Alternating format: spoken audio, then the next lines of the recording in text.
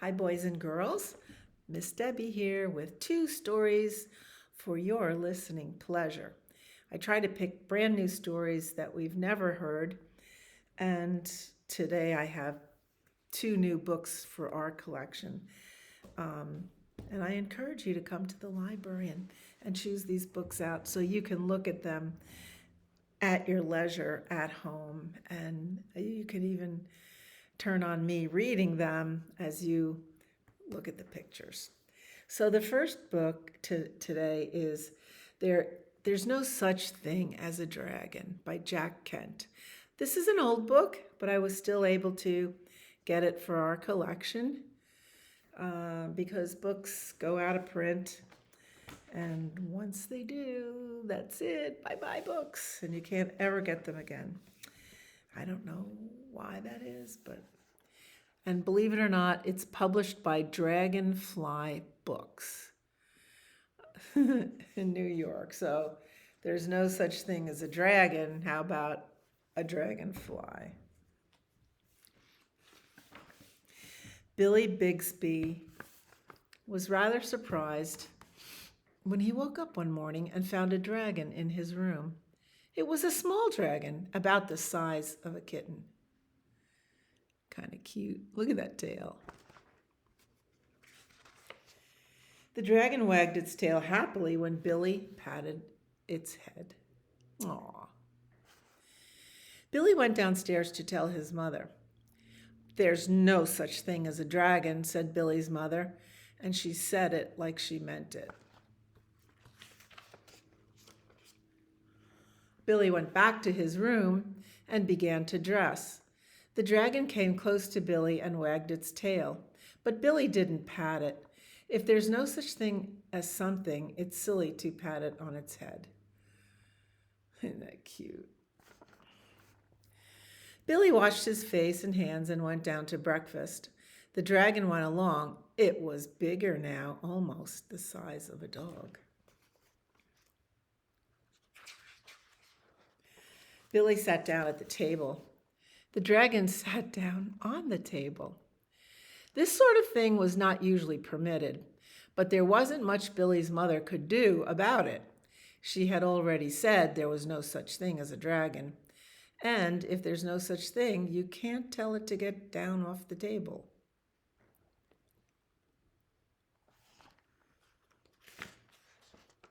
Mother made some pancakes for Billy, but the dragon ate them all.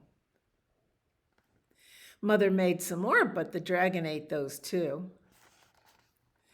Mother kept making pancakes until she ran out of batter. Billy only got one of them, but he said that was all he really wanted anyway. Billy went upstairs to brush his teeth. Mother started clearing the table. The dragon, who was quite as big as Mother by this time, made himself comfortable on the hall rug and went to sleep. By the time Billy came back downstairs, the dragon had grown so much he filled the hall. Billy had to go around by way of the living room to get to where his mother was. I didn't know dragons grew so fast, said Billy. There's no such thing as a dragon, said his mother firmly. Cleaning the downstairs took Mother all morning, what with the dragon in the way. And she's mopping under his tail and climbing over him to dust on the cabinet there, and having to climb in and out of windows to get from room to room. By noon, the dragon filled the house. Its head hung out the front door. Its tail hung out the back door. And there wasn't a room in the house that didn't have some part of a dragon in it.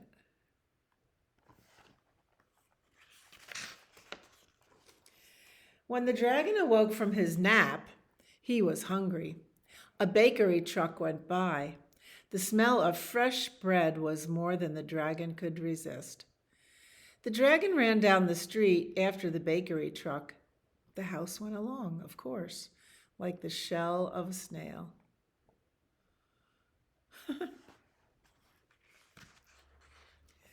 The mailman was just coming up the path with some mail for the Bixbys when their house rushed past him and headed down the street. He chased the Bixby's house for a few blocks, but he couldn't catch it. When Mr. Bixby came home for lunch, the first thing he noticed was that the house was gone. Luckily, one of the neighbors was able to tell him which way it went. Mr. Bixby got in his car and went looking for the house. He studied all the houses as he drove along. Finally, he saw one that looked familiar. Billy and Mrs. Bixby were waving from an upstairs window. And the dragon's eating all the bread from the bread delivery truck. Mr. Bixby climbed over the dragon's head onto the porch roof, and through the upstairs window. The dragon was too busy eating bread. "How did this happen?" Mr. Bixby asked. "It was the dragon," said Billy. "There's no such thing," Mother started to say. "There is a dragon," Billy insisted, "a very big dragon." And Billy patted the dragon on the head. The dragon wagged its tail happily. Then, even faster than it had grown, the dragon started getting smaller. Oh, there goes the bread truck with the tow truck. Soon it was kitten-sized again.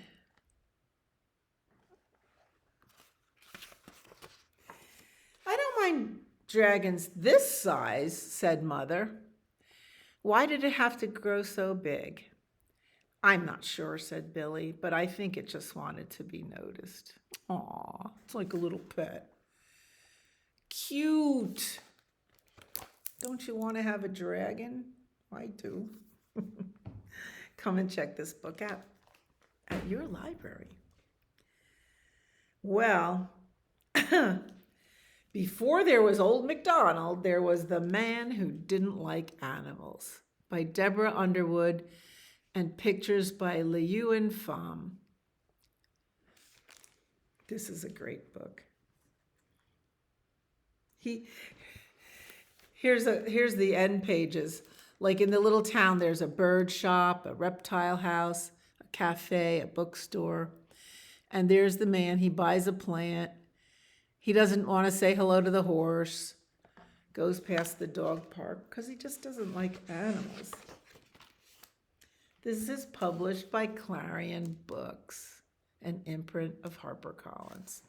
So he lives in a row house here in like a city. He's like kind of kicking the dog out the way, and there's a lady with a bird who's a neighbor.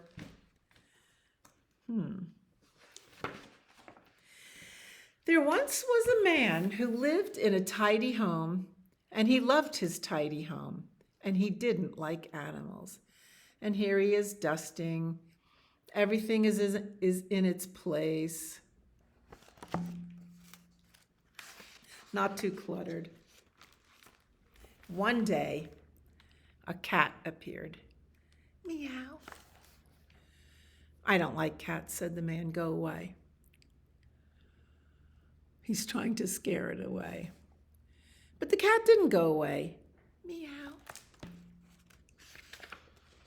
The man liked sleeping in the sun, and so did the cat. The man liked watching the rain, and so did the cat. Meow. The man liked to eat dinner at precisely 6 p.m., and so did the cat. Meow. "Humph," said the man, "maybe this cat isn't so bad."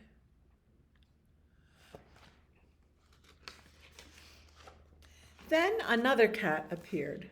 Woo. "Go away," said the man. "I don't like." But the cat on his shoulder said, "Meow, meow." And it looks like he took the second cat in.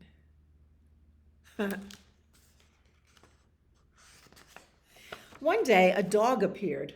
"I don't like dogs," said the man. "Go away." But the dog didn't. The man liked watching the sunrise from his rooftop, so did the dog. The man liked gardening, so did the dog. The man liked taking walks, so did the dog. Woof! Humph, said the man, maybe this dog isn't so bad. And they are sitting in the park. Meow and woof. Oh. Then another dog appeared. Go away, said the man. I don't. But he never finished his sentence. And the other dog stayed. Oh, it's a cute little thing. Next came a duck. Quack. The duck came with a suitcase. And more ducks. Quack, quack, quackity, quack. And a chicken. Cluck. Cluck. And more chickens. Cluck, cluck, cluck. And a goat. Bah. And more goats. Bah, bah. And a pig. Oink. And more pigs. Oink, oink, oink, oink. And a cow. Moo. And more cows. Moo, moo, moo. And finally, some cranky neighbors. You must get rid of those animals, said one. This is not a farm, said another. I thought you didn't like animals, said another. He's got a happy house. The man had thought so too.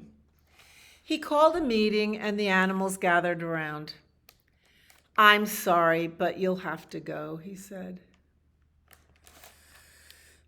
The animals filed slowly out the door one by one. Meow, meow, roof, roof, quack, cluck, bah, moo, oink. As they grew smaller in the distance, the man's heart broke right in two. Wait, he called as he ran after them. And they had to have a group hug. But I love you. Ah, I love you. I love you. I love you. Ah. The man loved his tidy home. He tidied it up. He packed his books. He washed the windows and watered the plants and gave them all away. He loved his tidy home, but he loved animals more. And he piled them into his truck, and they drove away from the tidy apartment. And that's how it all began. Old MacDonald's farm. E-I-E-I-O. Sweet. I love this book. You must come and borrow this book and look at the pictures. And they're watching the sunset. The end. I want to live this book. I want to live with those animals. Thank you for listening to my stories today, and I'll see you next time. Bye.